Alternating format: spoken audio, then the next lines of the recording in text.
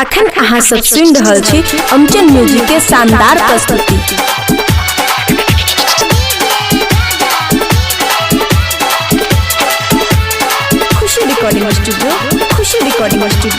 खुशी recording studio बलुआहा। देखा देखा देखा एकर चढ़ली जवानी लागत कि कदी केहू के परेशानी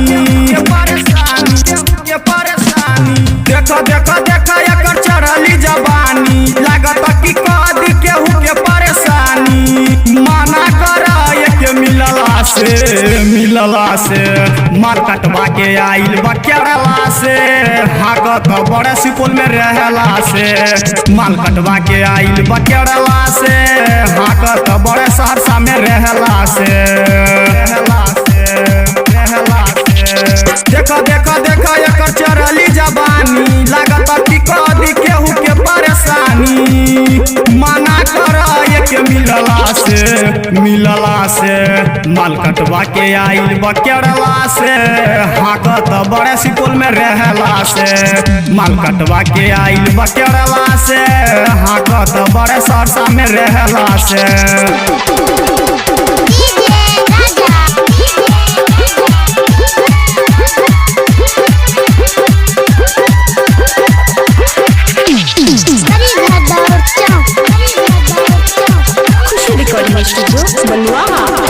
रिश्ता में हमारा लागेलू साली इहे से डांटेला मोर घर वाली देखी के तोहर चढ़ल जवानी चुबत जी से शंकर बो के पानी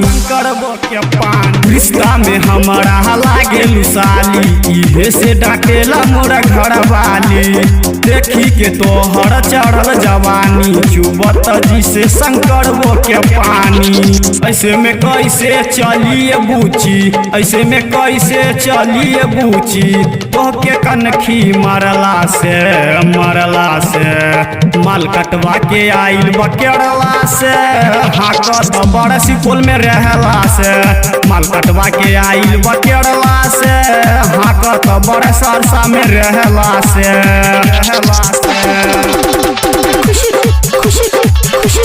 खुशी रिकॉर्डिंग स्टूडियो बलुआहा।